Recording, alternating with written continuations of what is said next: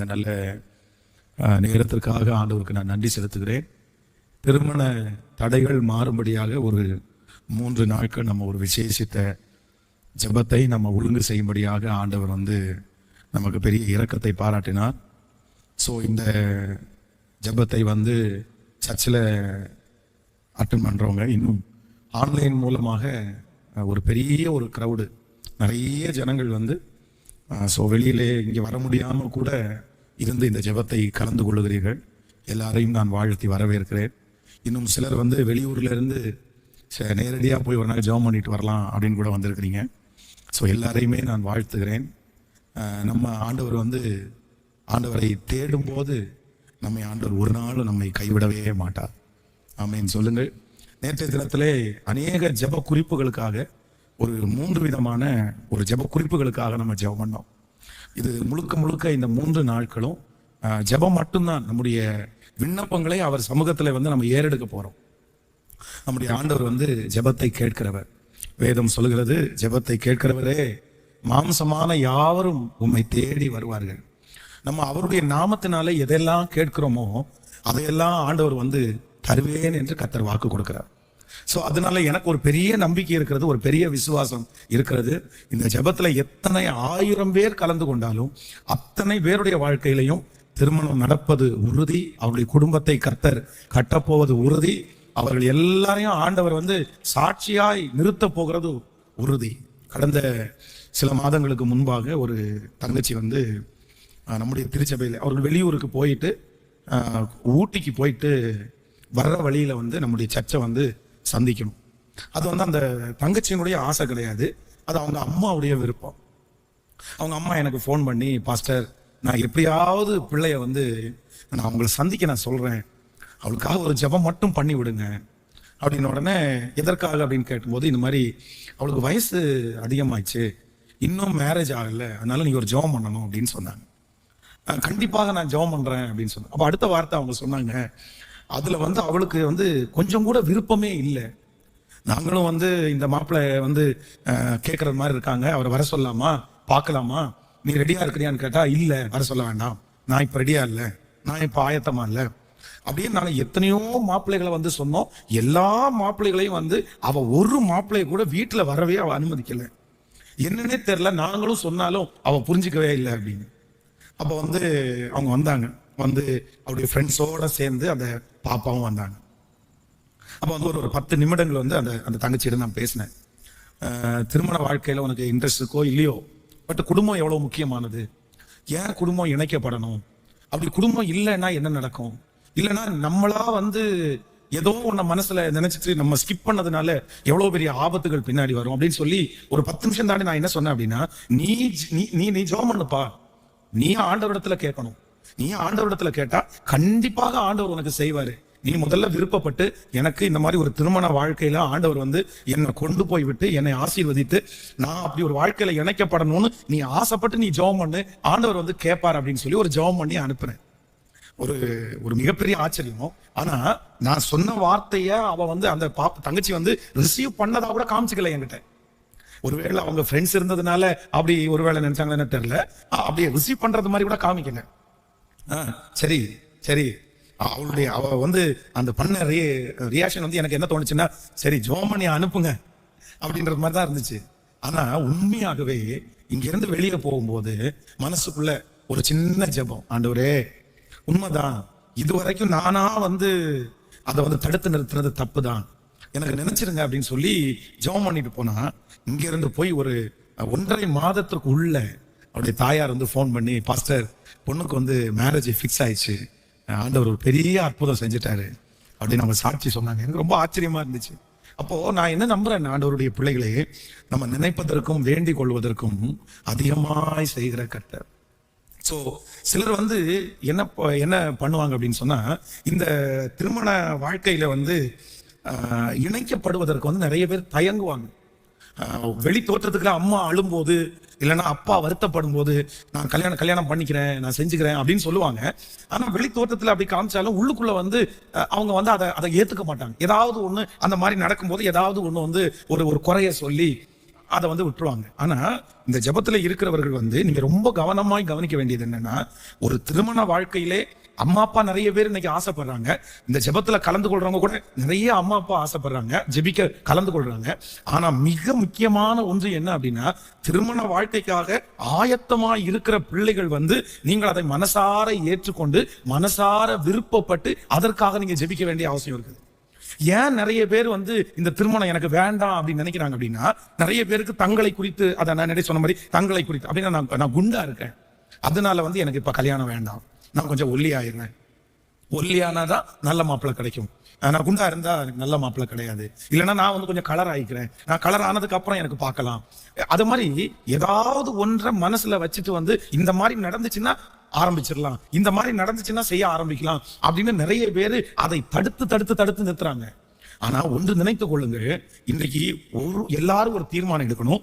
இனி வந்து என்னுடைய திருமணத்தை நானே தடுக்க மாட்டேன் என்று முடிவெடுங்கள். சிலர் வந்து சொல்லுவாங்கல்ல, கல்யாணம் வந்து பயங்கர கொடுமையான ஒன்று, அவ்வளவுதான், கல்யாணம் பண்ணோம்னா சந்தோஷம் போயிடும், கல்யாணம் பண்ணோம்னா ஜாலி போயிடும், கல்யாணம் பண்ணா ஃப்ரெண்ட்ஸோட இருக்க முடியாது. சில பிள்ளைகளுக்கு பாத்தீங்கன்னா அப்படி ஒரு தாட்டை வளர்த்து விட்டாங்க. அதான் அந்த காலில் கட்டு போடுறது, கையில கட்டு போடுறது அப்படின்னு யாராவது ஒருத்தர் சொல்லிட்ட உடனே இவங்க மனசுக்குள்ள என்ன ஃபிக்ஸ் ஆயிரும்னா, ஆமா கல்யாணம் மட்டும் பண்ணிடக்கூடாதுப்பா. அதுவும் இப்போ இருக்கிற ஜெனரேஷனுக்குள்ள எது பரவிருச்சு அப்படின்னா, இந்த சிங்கிளா இருக்கணும் அப்படின்ற அந்த அடைமொழியை வைத்து எல்லாரும் பேசுறதுனால அப்படி தனிமையா இருக்கணும் அப்படின்னு எல்லாம் நிறைய பேர் விரும்புறாங்க. அதற்காகவே சில பிள்ளைகள் வந்து தனிமையாகவே இருக்கிறவர்களும் இருக்கிறார்கள். ஆனா அவர்கள் யார் இந்த செய்தியை கேட்டாலும் ஆண்டவர் உங்களுக்கு ஒரு எச்சரிப்பை கொடுக்கிறார். நீங்களாக உங்களுடைய திருமணத்தை எந்த காரணம் கொண்டு நீங்க என்ன பண்ணக்கூடாதுன்னா தள்ளி போடவே கூடாது, தள்ளி போடவே கூடாது. அது வந்து சில நாட்கள்ல வந்து தள்ளி போடுதல் வந்து நமக்கு வந்து வெலம் இருக்கும்போது வந்து சரின்னு தோணும், நமக்கு வயசு இருக்கும்போது சரின்னு தோணும். ஆனா காலங்கள் தாண்டினதற்கு பிறகு அதுவே நமக்கு ஆபத்தாக வந்து அமைந்து விடும். அப்போ இன்னைக்கு எல்லாருமே நம்ம பெற்றோர்கள் யாராவது, பாஸ்டர் நீங்க சொல்றது மாதிரி தான் என் பிள்ளை இருக்குது, கல்யாணம் பண்ண சொன்னா அடுத்த வருஷம் பாத்துக்கலான்றான், அடுத்த மாசம் பாத்துக்கலான்றான், என்ன சொல்லியும் கேட்க மாட்டா அப்படின்னு நீங்க நினைப்பீர்களே, ஆனால் என்னோடு கூட சேர்ந்து நீங்க ஜெபிங்க. அந்த திருமண விருப்பத்தை ஆண்டவர் வந்து அவர்களுக்குள்ளேயே கட்ட தருவார். சிலர் வந்து இந்த திருமணத்திற்கு விருப்பமே இல்லாம வந்து திருமண வாழ்க்கையில இணைக்கப்படுறாங்க பாருங்க, அவங்களுக்கு வந்து சந்தோஷம் இருக்காது, அந்த குடும்பத்தை நடத்தலான்னு இருக்காது, அவங்களுக்கு பாக்குறது எல்லாமே கொடுமைப்படுத்துறதா இருக்கும். ஒருவேளை பிள்ளையா இருந்தா கணவனார் என்ன சொல்லுவாங்க அப்படின்னு சொன்னா, நீங்க என்ன இங்க வந்து இவ்வளவு ஸ்டிக் பண்றீங்க, நான் எல்லாம் அப்படியெல்லாம் தூக்கம் எந்திரிக்க முடியாது, நான் எல்லாம் அப்படியெல்லாம் பாத்திரம் வளர்க்க முடியாது, நான் எல்லாம் சமையல் பண்ண முடியாது. ஏன் அப்படின்னா அந்த விருப்பமே இல்லாம அந்த திருமண வாழ்க்கையில அவங்க இணைக்க போனதுனால அவங்க ரியாக்ட் பண்ண ஆரம்பிச்சுவாங்க. கம்பல் பண்ணி கட்டாயப்படுத்தி திருமண வாழ்க்கைக்குள்ள யாரையுமே நம்ம வந்து கழுத்தை பிடிச்செல்லாம் தள்ள முடியாது. உலகம் வேணா சொல்லுவோம் கழுத்தை பிடிச்சி தள்ளி விட்டாங்க அப்படின்னு. இல்ல இல்ல இல்ல, நீங்க இந்த ஜெபத்துல இருக்கிற எல்லாருமே வந்து சிலர் வந்து பயந்துக்கிறாங்க. நானே ஒரு குழந்தை பிள்ளை, எங்க அம்மாவே எனக்கு இப்படி ஊட்டி விடுறாங்க, எங்க அப்பாவே எனக்கு ஊட்டி விடுறாங்க, எனக்கு குடும்பத்தை நடத்த எங்க தெரியும், என் வருமானம் எப்படி பத்தும், இப்படி ஆயிரக்கணக்கான காரணங்களை தங்களுடைய மனசுக்குள்ள வச்சுட்டு திருமண வாழ்க்கை வேண்டான்னு நினைக்கிறவங்க வந்து நிறைய பேர், பயப்படுறவங்க நிறைய பேர். ஆனா நான் என்ன நம்புறேன் அப்படின்னா, திருமண வாழ்க்கை என்கிறது ஒரு பொறுப்பு. அந்த பொறுப்பை கர்த்தர் உங்களுடைய கரத்திலே கொடுப்பாரையானால் அதனுடைய தேவைகளையும் அதனுடைய ஞானத்தையும் ஆண்டவரே உங்களுக்கு தர வல்லவரா இருக்கிறார். எத்தனை பேர் ஆமோதிக்கிறீங்க? அதுக்காக வந்து நீங்க வந்து அஞ்ச வேண்டாம், பயப்பட வேண்டாம்.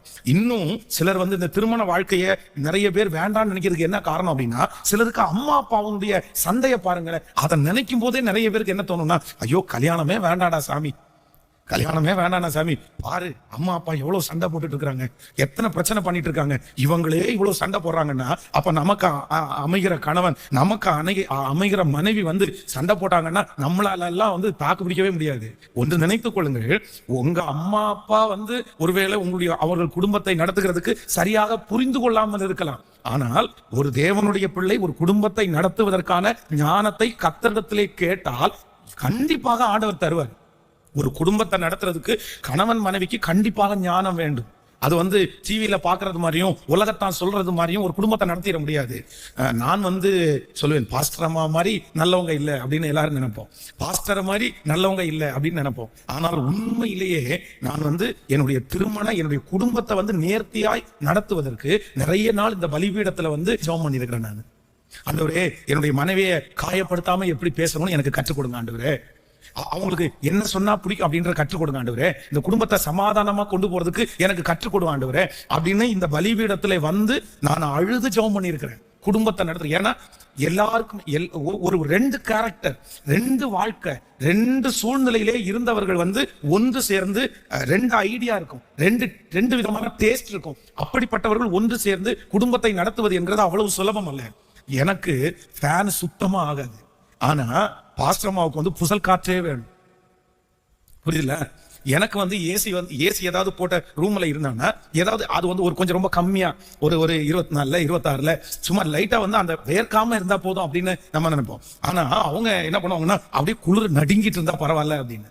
அப்போ 2 பேருடைய வாழ்க்கையும் பாத்தீங்கன்னா 2 பேருடைய டேஸ்ட், 2 பேருடைய எண்ணங்கள் வந்து அப்படியே நேர் எதிர்மாறாக எதிர் விதமாக இருக்கும். சிலதுக்கு நான் ரொம்ப ஈஸியா நினைப்பேன், அவங்க அது ஒரு இந்த மிஸ்டேக் அப்படின்னு நினைப்பாங்க. நான் மிஸ்டேக்னு நினைப்பேன், அது அவங்களுக்கு சுலபமா இருக்கும். சோ இப்ப 2 கேரக்டர்ல இருக்கிற ஒருத்தங்க வந்து இணைந்து குடும்பத்தை நடத்துறதற்கு ஞானத்தை யார் தரணும்னா கர்த்தர் தான் தரணும். ஆனா அந்த ஞானத்தை கர்த்தர் தந்துருவாரு. அதுல எனக்கு ஒரு பெரிய நம்பிக்கை இருக்கிறது. ஏனென்றால் என்னுடைய குடும்பத்தை இன்று வரையிலையும் அதை அழகா நடத்தக்கூடிய ஞானத்தை ஆண்டவர் தந்திருக்கிறார். சரி, ஓகே, அவங்களுக்கு ஃபேன் பிடிக்குது, நமக்கு ஃபேன் பிடிக்கல, அவ்வளவுதான். நமக்கு வந்து ஃபேன் போடாத ஒரு இடத்துல நம்ம படுத்துட்டோம்னா வேலை முடிஞ்சிச்சு. அவங்க ஃபேன் போட்டிருக்க இடத்துல படுத்துக்கிறாங்க, அவ்வளவுதான்.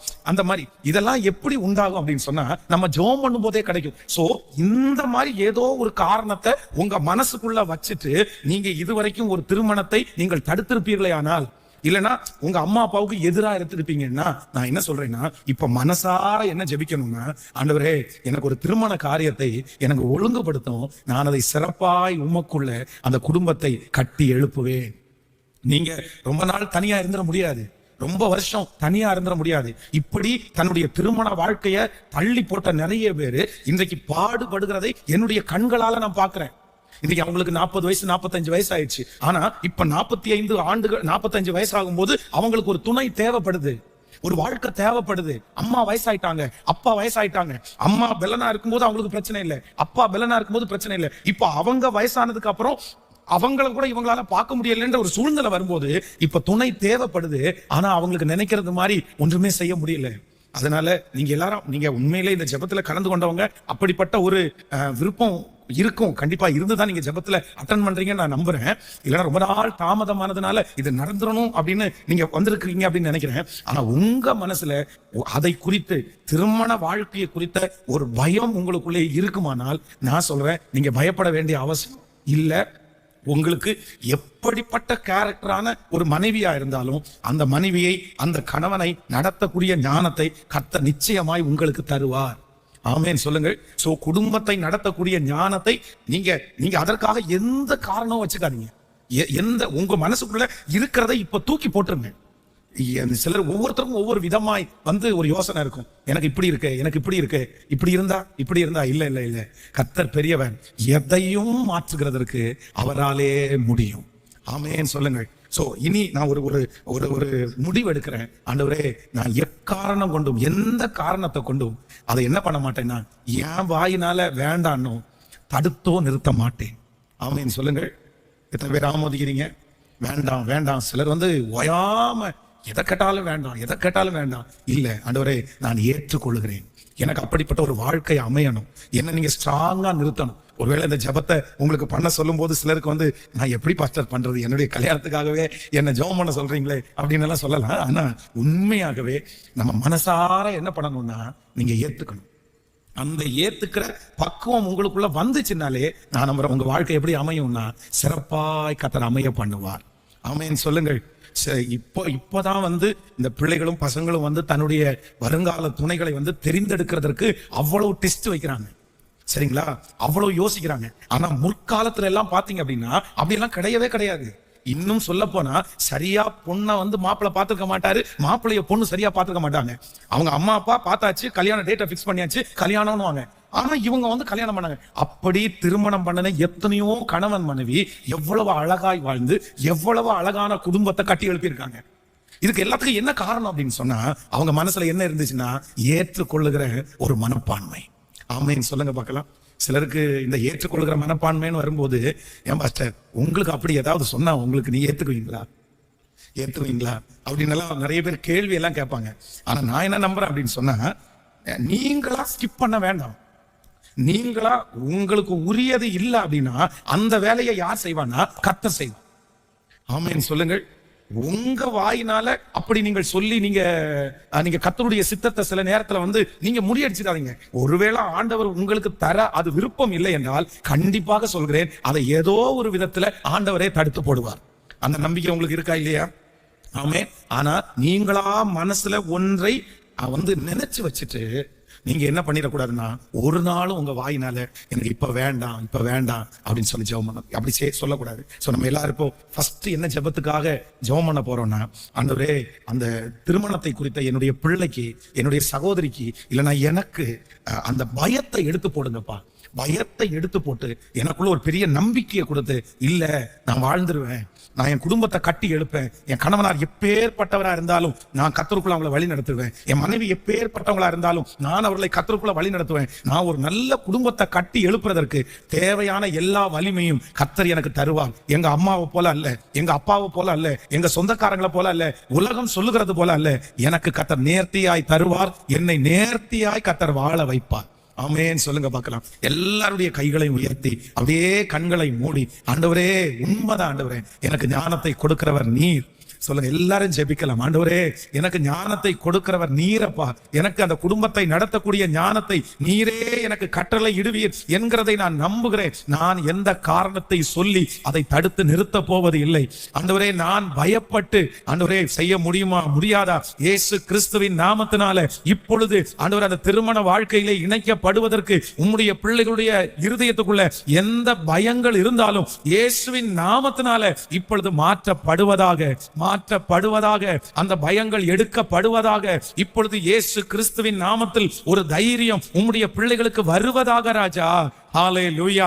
என் தேவனால் நான் கட்டப்படுவேன், என் தேவனால் நான் உயருவேன், என் தேவனால் என் குடும்பம் கட்டப்படும். அப்படிப்பட்ட ஒரு நம்பிக்கை சொல்லுங்க. ஆண்டவரே இப்பொழுது எங்களுக்குள்ளே, எங்கள் பிள்ளைகளுக்குள்ளே வருகிறதற்காக உமக்கு ஸ்தோத்திரம் ஆண்டவரே.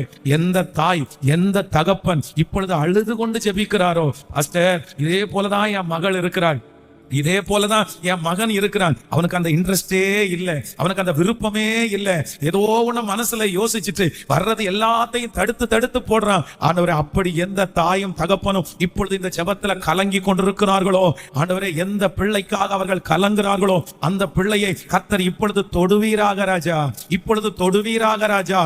குடும்பம் முக்கியம் என்கிற ஒரு எண்ணத்தை பிள்ளைக்குள்ள தருவீராக ராஜா. குடும்பத்தை கட்டி எழுப்பணும்ன்ற ஒரு வாஞ்சையை கர்த்தர் உம்முடைய பிள்ளைகளுக்குள்ள இப்பொழுது ஆண்டவரே இந்த இரண்டாம் நாள் ஜெபத்திலே நீர் கட்டளை இடுகிறதற்காக, அந்த தாய் சந்தோஷப்படுவதற்காக, அந்த தகப்பனார் சந்தோஷப்படுகிறதற்காக ஸ்தோத்திரம் ஆண்டவரே. நன்றி அப்பா, நன்றி அப்பா, நன்றி அப்பா, நன்றி அப்பா. கர்த்தர் நம்முடைய ஜெபத்தை கர்த்தர் கேட்டு இருக்கிறார். ஆமென். கரங்களை தட்டி ஆண்டவரே எங்களுடைய ஜெபத்தை கேட்டு எங்களுடைய மன விருப்பத்தை கர்த்தர் நிறைவேற்றுகிறதற்காக ஸ்தோத்திரம், நிறைவேற்றுகிறதற்காக ஸ்தோத்திரம். ஆமென் சொல்லுங்கள். சோ அப்போ இன்னைக்கு நம்ம முதல்ல பார்த்தது என்ன அப்படின்னா, யாருமே உங்க பிள்ளைகளிடத்திலையும் நீங்கள் சொல்லிக் கொடுங்க. என்ன சொல்லிக் கொடுங்க அப்படின்னா, நீ முதலாவதாக அதுக்கு என்ன பண்ணுனா, உன்னுடைய பயத்தை நீ எடுத்து போடு. நீ பயப்படாத. ஆண்டவர் குடும்பத்தை மிக லெகுவாய் கர்த்தர் கொண்டு போவார். சில பிள்ளைகள் ஆரம்பத்துல சரி மம்மி பாருங்க, சரி டாடி பாருங்க அப்படின்னு சொல்லுவாங்க. ஆனா அந்த பார்த்து அந்த கைகூடி வர்ற டைம் பாத்தீங்க அப்படின்னா, வேண்டாம் எனக்கு பயமா இருக்குது, அடுத்து ஏதாவது யோசிக்கலாம், வேற நெக்ஸ்ட் ஏதாவது பண்ணலாம், அடுத்ததை பார்த்துக்கலாம், உடனே அதை தடை. இப்படி நிறைய குடும்பத்துல. ஆனா இந்த ஜெபத்தை கேட்கிற எல்லாரும் நீங்க நினைங்க, யாரை பார்த்தும், யாராவது ஒருத்தர் சொல்லுகிறத பார்த்தும் இல்ல உங்களை பார்த்தும் நீங்க தயவு செய்து இனி இதற்கு மேலே வேண்டாம் என்கிற வார்த்தை உங்களுக்கு என்ன பண்ணக்கூடாதுன்னா வரவே கூடாது. ஆமென் சொல்லுங்கள். நீங்கள் திருமணத்தை என்ன பண்ணணும் அப்படின்னு சொன்னா, விரும்பணும். இனி எனக்கு என்ன பண்ண போகுது, இனி எனக்கு நடந்து என்ன பண்ண போகுது அப்படின்னு எல்லாம் நினைக்கக்கூடாது. ஆண்டவரே நான் விரும்புகிறேன், எனக்கு திருமணம் ஆகணும் என்று விரும்புகிறேன், நான் ஒரு குடும்பத்தை கட்டி எழுப்பணும்னு விரும்புகிறேன். இந்த விருப்பம் உங்களுக்குள்ள வரும்போது கர்த்தர் அழகாய் கிரியை செய்வார். நிறைய பிள்ளைங்க, நிறைய பசங்க மனசுல என்ன நினைக்கிறாங்கன்னா, அவங்களுக்கு முன்னாடி நிற்கிறது பணம் தான் அவங்களுக்கு முன்னாடி நிக்குது.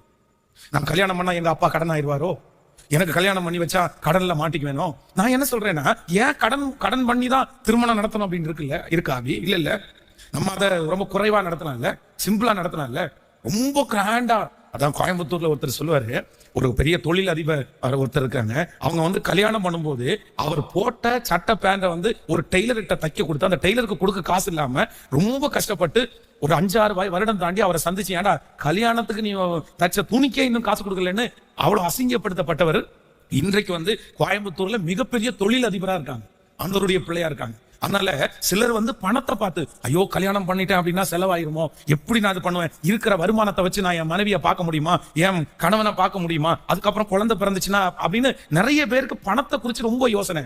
நான் என்ன நம்புறேன் அப்படின்னா, ஒரு கணவன் மனைவி ஒரு குடும்பத்தை கர்த்தர் இணைப்பாரானால் உங்கள் தேவைகளுக்காக நீங்கள் கஷ்டப்பட வேண்டிய அவசியம் இல்லை. கண்டிப்பாக கர்த்தர் உங்கள் தேவைகளை சந்திப்பார். உங்கள் வருமானத்தை கர்த்தர் பெருக பண்ணுவார். அவர் நீதிமானுடைய சன்னதி அப்பத்துண்டுக்கு இறந்து திரிந்ததை நம்முடைய கண்கள் கண்டதில்லைன்னு பரிசுத்தவான் சொல்றாங்க. அதனால ஆண்டவர் உங்களை வெறுமையா எல்லாம் அவ்வளவு ஈஸியா எல்லாம் அனுப்பிட மாட்டாரு. அதனால இன்றைக்கு ஒரு முடிவு எடுங்கள். என்னன்னா, ஆண்டவரே நான் தடையா என்ன பண்ண மாட்டேன்னா நின்றவே மாட்டேன், நான் தடையா நிற்க மாட்டேன். நீங்கள் வேதத்துல வாசிப்பீங்கன்னா ரொம்ப ஆச்சரியமா இருக்கும். ஒரு வசனத்தை வாசிக்கலாம். நீங்கள் ரூத்தின் புஸ்தகத்தை எடுத்துக்கொள்ளுங்கள். ரூத்தின் புஸ்தகத்துல 4ஆம் அதிகாரத்துல, ரூத்தின் புஸ்தகம் 4ஆம் அதிகாரம் 5வது வசனத்தை 10வது வசனத்தை வாசிக்கலாமா?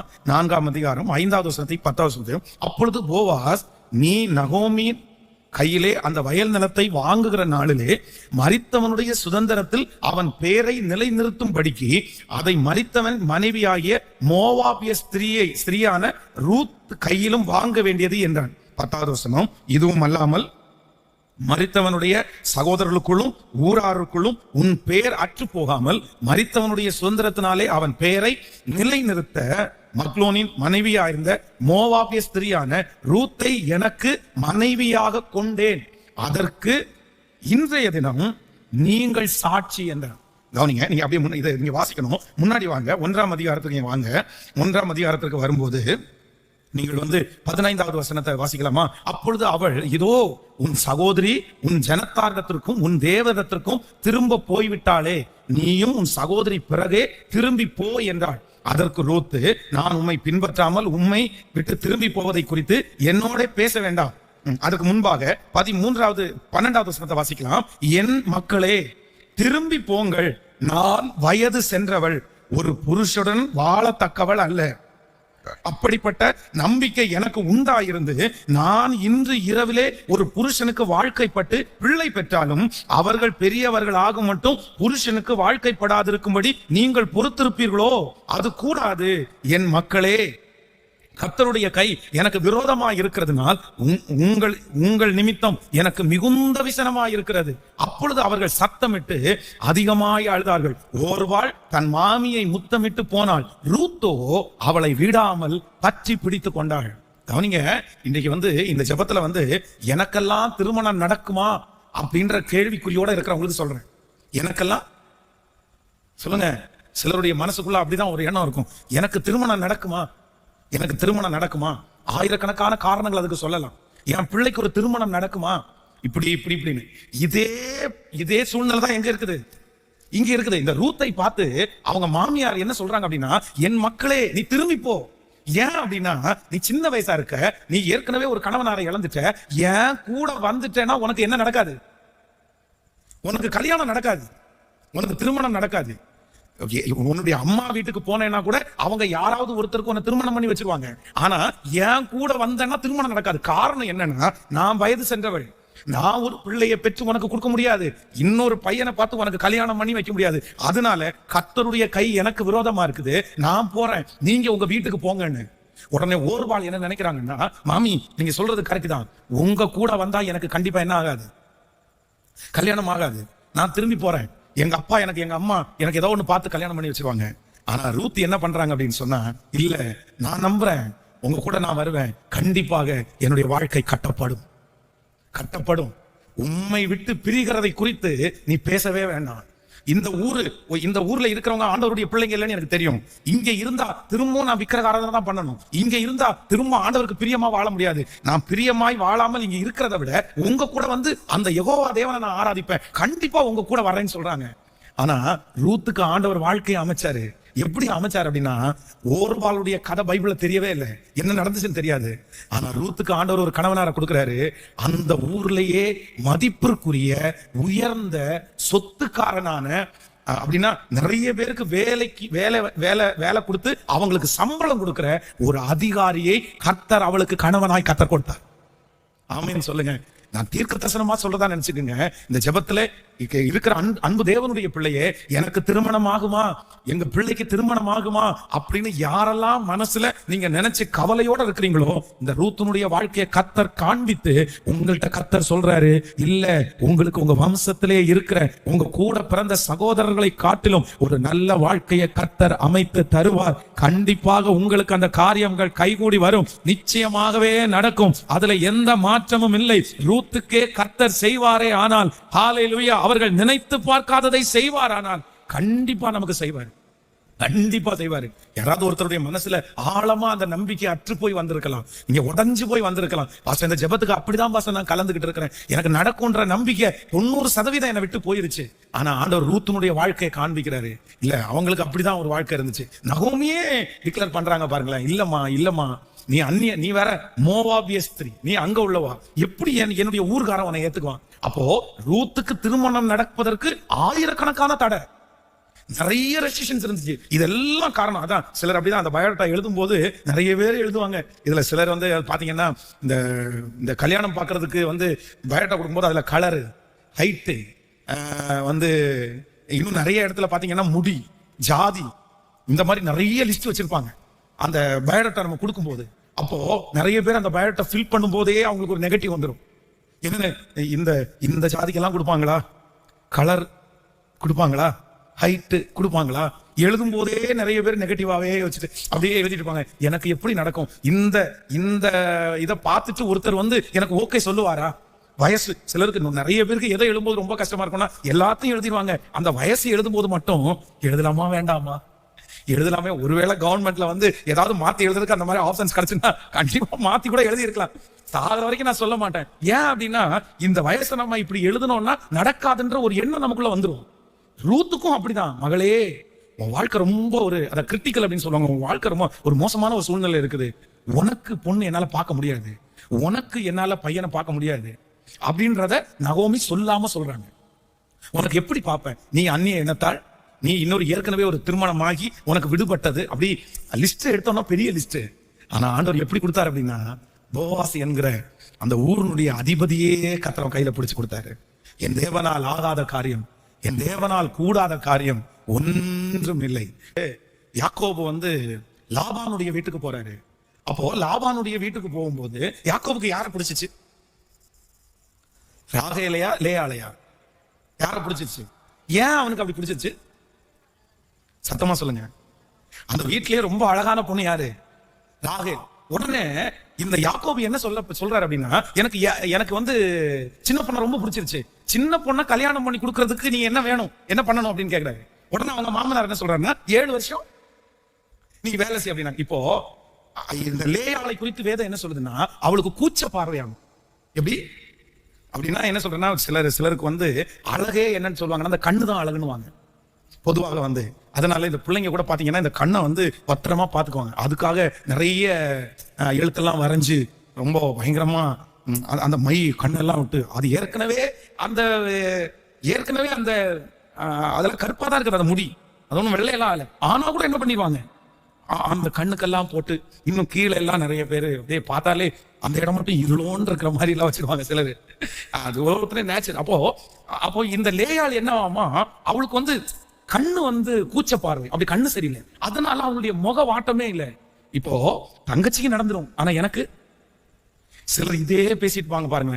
பொதுவா அந்த பெண் பிள்ளைகள் வந்து 2-3 பேர் இருந்தாங்கன்னா மாறி மாறி தான் பேசுவாங்க. உனக்கு நடந்துரும் எப்படியாவது, உனக்கு ஒன்னே வேண்டான்ட்டானா, அப்ப நான்லாம் அப்படி சொல்லுவாங்க தெரியுமா நிறைய பிள்ளைங்க. அவன் சில பிள்ளைங்க அப்படி சொல்லுவாங்க, ஒன்னே வேணாட்டாங்களா அவ்வளவுதான், நான் எல்லாம் நீ இவ்வளவு கலரா இருக்க, நீ இவ்வளவு ஹைட்டா இருக்க, நீ இவ்வளவு இருக்க, ஒன்னே ரிஜெக்ட் பண்ணிட்டாங்கன்னா நான் எல்லாம் என்ன பண்றது அப்படின்னு யோசிப்பாங்க. அப்போ அந்த ராகேல் லேயாளுடைய யாக்கோபனுடைய வீட்லயும் இதே தான் நடந்துட்டு இருக்குது. இப்படிதான் அதுவும் போற போக்குல மாமனார் பையன் உடனே அவங்களுக்கு வந்து அன்னைக்கெல்லாம் அப்படிதான் சொந்தத்துல தான் ரொம்ப கல்யாணம் பண்ணி கொடுப்பாங்க, பிக்ஸ் பண்ணிட்டாங்க, அவ்வளவுதான், கண்டிப்பா கல்யாணம் இங்கதான் ஆக போகுது அப்படின்னு. ஆனா இவன் என்ன கேட்கறான் அப்படின்னா, எனக்கு வந்து சின்னவா தான் வேணும்ன்றான். ஆனா அந்த வீட்டுல யாருக்கு கல்யாணம் முதல்ல நடந்துச்சு? சத்தமா சொல்லுங்க, கேட்கல. யாருக்கு முதல்ல நடந்துச்சு? யாருக்கு கூச்ச பார்வையோ, யாருக்கு கல்யாணம் நடக்காதுன்னு சொன்னாங்களோ, யார மாப்பிள்ளைக்கு பிடிக்கலையோ அவங்களுக்கு தான் ஃபர்ஸ்ட் நடந்துச்சு. சரி, இதை விட்டுருங்க. யாருக்கு ஃபர்ஸ்ட் குழந்தை பிறந்துச்சு? கேட்கல. பிடிச்சவங்களுக்கா? அந்த வீட்டிலேயே யாரு அற்பமா எண்ணப்பட்டாங்களோ, வேதம் சொல்கிறது அற்பமா எண்ணப்பட்டவர்களை கர்த்தருடைய கண்ணு பார்த்துருச்சாமா. அப்போ நான் என்ன நம்புறேன் அப்படின்னு சொன்னா, இந்த ஜெபத்திலே இருக்கிறவர்கள் வந்து எனக்கெல்லாம் நடக்குமா அப்படின்ற ஒரு பெரிய கொஸ்டின் வந்துருச்சுன்னா, நான் சொல்றேன் உங்களுக்கு தான் நேர்த்தியா நடக்கும், உங்களுக்கு தான் ஃபர்ஸ்டா நடக்கும், உங்களுக்கு தான் பெஸ்டா நடக்கும். உங்க வம்சத்துல இருக்கிற எல்லாரை விட ஆண்டவர் உங்களுக்காக தான், உங்களுக்கு திருமண வாழ்க்கை கர்த்தர் கொடுப்பார், குழந்தை பாக்கியத்தை கர்த்தர் கொடுப்பார், உங்கள் கையின் பிரயாசத்தை கர்த்தர் ஆசீர்வதிப்பார், உங்களுடைய கணவனார் வந்து உங்க மனைவி வந்து உங்களை பாராட்டுற அளவுக்கு கர்த்தர் வைப்பார். அதுதான் என் ஆண்டவர், அதுதான் என் ஆண்டவர். ஆண்டவர் இந்த மாதிரி அநேக காரியத்தை வேதத்துல வந்து ஆண்டவர் எழுதி வச்சிருக்கிறார். இதெல்லாம் எதுக்காக ஆண்டவர் சொல்றாருன்னா, இல்லை, நிச்சயம் நடக்கும், நிச்சயம் நடக்கும். ஆமென். லேயாளை போல இருதயம் உடைந்த ஒவ்வொருவருக்கும் நான் இந்த ஜெபத்தை ஆரம்பிச்சதுல இருந்தே நான் என்னுடைய மனசுல ஜெபம் பண்ணிட்டே இருக்கிறேன். ஆண்டவரே, கர்த்தருடைய வருகை தாமதிக்குமானால் அடுத்த வருஷம் நீங்க எல்லாருமே எப்படி வரணும் அப்படின்னா, கணவன் மனைவியா வரணும். ஆமென். அப்படியே சர்ச்சில் வந்து ஒவ்வொரு ஞாயிற்றுக்கிழமை ஆராதனைக்கும் ஒரு 5 ஃபேமிலி அப்படியே நிக்க வச்சு அவங்க எல்லாம் ஒரு சாட்சி சொல்லணும். அந்த ஜெபத்துல 3 நாள் கலந்து கொண்ட ஆண்டவர் எனக்கு அற்புதம் செஞ்சுட்டாரு, எங்களை குடும்பமாய் கர்த்தர் இணைத்திருக்கிறார். கண்டிப்பா நீங்க சொல்ல போறீங்க, கர்த்தர் உங்களை சொல்ல வைப்பார். அது நடக்கும், அது நடக்கும். ஹல்லேலூயா. உங்களுக்கு நடக்கும், நிச்சயம் நடக்கும். சுற்றி உள்ள கண்கள் அதை பார்க்கும். ஆமென் சொல்லுங்கள். இப்ப விசுவாசம் வந்துச்சா? இப்ப விசுவாசம் வந்துச்சா? இரண்டாவது எதுக்காக நான் ஜெபம் பண்றேன்னா, உங்க விசுவாசத்திற்காக ஜெபம் பண்றேன், உங்க ஃபெய்த்துக்காக. அநேகரால் வேதம் சொல்கிறது, ஆகாது என்று தள்ளப்பட்ட கல் தலைக்கு மூளை கல்லாக மாறிச்சு. ஆகாது என்று தள்ளப்பட்ட லேயாள் தான் அந்த குடும்பத்திற்கு தலையாய் மாறினார். இன்னொன்னு, ஆயுசு கூட யாருக்கு அதிகம்? யாருக்கு அதிகம்? லேயாளுக்கு தாங்க அதிகம். இன்னும் நீங்க வாட்ச் பாத்தீங்கன்னா ரொம்ப அழகா இருக்கும். இந்த வந்து இந்த கணவனார் வந்து அவங்களுக்கு ஒன்றும் செய்யலைன்ற மாதிரி நமக்கு இருக்கும். ஆனா அந்த லாஸ்ட் மினிட்ல பாத்தீங்க அப்படின்னு சொன்னா, இந்த பரிசுத்தவான்களோட அப்படிதான் சொல்றாங்க, அந்த கடைசி தங்களுடைய அந்த அந்த வயதான டைம்ல வந்து யாக்கோபு வந்து லேயாளை ரொம்ப நேசித்து அவர்களை வந்து ரொம்ப நல்லா பாத்துக்கிட்டான் அப்படின்னு. அப்போ லேயாள் தான் அந்த வீட்டுல அற்பமா எண்ணப்பட்டாள். ஆனா ஆண்டவர் வந்து ஆகாது என்று தள்ளின கல்ல தலைக்கு மூளை கல்லாய் கர்த்தர் மாற்றினார். சிலர் வந்து எல்லாருக்கும் திருமணம் பண்ணி கடைசியில எனக்கு தான் நடக்கும், எங்க அக்காவே ரொம்ப வயசாயிட்டா, எங்க தங்கச்சியே வயசாயிட்டா, நான் லாஸ்ட், நான் இப்போ திருமண வயதுல இருக்கிறேன், நான் ஆகாது என்று தள்ளப்பட்ட கல். ஆனா நான் நம்புறேன், இல்ல இல்ல, உங்க விசுவாசத்தை தளர விடாதீங்க. அவர் உண்மை உள்ளவர், அவர் செய்து முடிப்பார். எல்லாருக்காகவும் நான் ஜெபிக்க போறேன். 2வது ஜெப குறிப்பு, இயேசுவே எங்கள் விசுவாசத்தை வர்த்திக்க பண்ணும், எங்க விசுவாசத்தை வர்த்திக்க பண்ணும். ஆண்டவரே, எனக்கு ஒரு பெரிய நம்பிக்கை எனக்குள்ள உருவாகட்டும். ஆண்டவரே, என்னுடைய மகளுக்குள்ள ஒரு பெரிய நம்பிக்கை உண்டாகட்டும், என் மகனுக்குள்ள ஒரு நம்பிக்கை உண்டாகட்டும். பாஸ்டர், நீங்க சொல்றது 100% என் வீட்டுல நடக்குது பாஸ்டர். என் புள்ள அப்படிதான் சொன்னான், என்னெல்லாம் யாரு மம்மி பாப்பா, என்னெல்லாம் யாரு மம்மி, எந்த பொண்ணு மம்மி என்னெல்லாம் பார்க்கும். இதே வார்த்தையை என் புள்ள சொல்லிடுச்சு பாஸ்டர், நான் இவ்வளவு அசிங்கமா இருக்கேன், நான் இவ்வளவு கேவலமா இருக்கேன், அக்காவுக்கே இந்த நிலைமையா, அண்ணனுக்கே இந்த நிலைமையா, அப்ப நான் எல்லாம் ஏமாத்திரம் மம்மி, நான் எல்லாம் ஏமாத்திரம் டாடி. இல்ல, ஆண்டவர் சொல்றாரு, நீ விசுவாசித்தால் தேவனுடைய மகிமையை காண்பாய். கையை உயர்த்தி சொல்லுவா, ஆண்டவரே நான் நம்புறேன், என் விசுவாசத்தை வர்த்திக்க பண்ணுகிறார் நீர் தான் ஆண்டவரே. என் பிள்ளை இப்ப எங்க இருந்தாலும் அந்த பிள்ளைக்கு ஒரு ஃபெய்த் வரட்டும் ஆண்டவரே, ஒரு நம்பிக்கை வரட்டும் ஆண்டவரே, நம்பிக்கை வரட்டும்ப்பா. இப்போ அந்த நம்பிக்கையை நீங்க கொடுத்துருங்க ராஜா. ஸ்தோத்திரம், ஸ்தோத்திரம், ஸ்தோத்திரம், ஸ்தோத்திரம். இந்த வார்த்தை அந்த பிள்ளைக்கு கடந்து போய் சேரட்டும் ஆண்டவரே, சேரட்டும் ஆண்டவரே, சேரட்டும் ஆண்டவரே. கர்த்தர் அப்படி செய்ய போறதற்காய் நன்றி. ஹல்லேலூயா. ஆகாது என்று தள்ளப்பட்ட அந்த பிள்ளைதான் தலைக்கு மூளை கல்லா இருக்கிறத அவங்க அம்மா பார்த்து பார்த்து சந்தோஷப்படணும், அவங்க அப்பா பார்த்து பார்த்து சந்தோஷப்படணும். அவங்க வம்சத்திலேயே இந்த பிள்ளைக்கு தானப்பா ரொம்ப லேட்டு. சித்தப்பா மக்களுக்கு நடந்துருச்சு, பெரியப்பா மக்களுக்கு நடந்துருச்சு, உன்னை விட சின்ன வயசுல இருக்கிறவங்க எல்லாம் கல்யாணம் பண்ணிட்டு போயிட்டாங்க. உன்னை விட சின்ன வயசுல இருக்கிறவங்க கல்யாணம் பண்ணிட்டாங்க அப்படின்னு எங்க பிள்ளைகளை பார்த்து தானப்பா சொல்லி. ஆனா உனக்கு இன்னும் வம்சத்துல இருக்கிற நிறைய பிள்ளைகளுக்கு நடந்துருச்சு. ஆனா என் பிள்ளைகளுக்கு காலதாமதம் ஆகுறதுனால அவங்களை விட்டு விசுவாசம் குறைஞ்சிருச்சு. இப்போ இந்த ஜெபத்துல உம்முடைய ஊழியக்காரனாகிய நான் ஜெபிக்கிறேன். ஹல்லேலூயா. தலைக்கு மூளை கல்லாய் மாற்றுகிறவர் அந்த ரூத்தை கர்த்தரப்படி நடத்தினீரே, லேயாளை நினைத்தீரே, இப்பொழுது என் தம்பி தங்கச்சியை கர்த்தர் நினைச்சிருங்கப்பா. இப்போ எங்க சிஸ்டரை பிரதரை நினைச்சிருங்கப்பா. ஆகாது என்று தள்ளின இந்த கல் தலைக்கு மூளை கல்லாய் மாறுகிறதற்காக ஸ்தோத்திரம். அதை தேவனாகிய கர்த்தர் செய்வதற்காக அவங்க வம்சத்தில் இருக்கிற எல்லாரை விட பெஸ்ட் ஒரு வாழ்க்கை, ஒரு நல்ல வாழ்க்கை அமைய போகிறதுக்காக நன்றியப்பா. எங்கள் விசுவாசத்தை வர்த்திக்க பண்ணுங்கப்பா. எங்க விசுவாசத்தை வர்த்திக்க பண்ணுங்கப்பா. எங்க விசுவாசத்தை வர்த்திக்க பண்ணுங்கப்பா. எங்க விசுவாசத்தை வர்த்திக்க பண்ணுங்க ஆண்டவரே. ஆமென் சொல்லுங்க பார்க்கலாம். கைகளை உயர்த்தி ஒரு ஹல்லேலூயா சொல்லுங்க. சோ உங்க எல்லாருடைய விசுவாசத்திற்காக நான் ஜெபிக்கிறேன். நீங்களும் அப்படிதான் இந்த ஜெபத்தில் இருக்கிற ஒவ்வொரு பிள்ளைகளும் என்ன பண்ணணும்னா ரொம்ப நல்லா விசுவாசிக்கணும். ஆமென். என் விசுவாசத்தை வர்த்திக்க பண்ணும் ஆண்டவரே. சத்ரு உங்கள் பக்கத்துல வந்து நின்னு அவிசுவாசத்தை விதைச்சிட்டே இருப்பான், அவிசுவாசத்தை சொல்லிட்டே இருப்பான். ஆனா நீங்க உடனே யாரை நினைக்கணும் அப்படின்னா லேயாளுடைய வாழ்க்கையும் ரூத்தினுடைய வாழ்க்கையும் நினைக்கணும். அவங்களுக்கு ஆண்டவர் அவ்வளவு மைனஸ் இருக்கும்போது அவங்களுக்கே கர்த்தர் பெஸ்டான வாழ்க்கைய, ரெண்டு பேருக்கும் பெஸ்டான வாழ்க்கையை கொடுக்க முடியும்னா நமக்கும் கர்த்தர் செய்ய முடியும். ஆமென் சொல்லுங்கள். உங்க விசுவாசத்துக்காக நீங்க என்ன பண்ணணும்? ஜெபிக்கணும். நான் சொல்றேன் 45 ஆகட்டுமே, கண்டிப்பா கர்த்தர் செய்வார். செய்வாரா மாட்டாரா?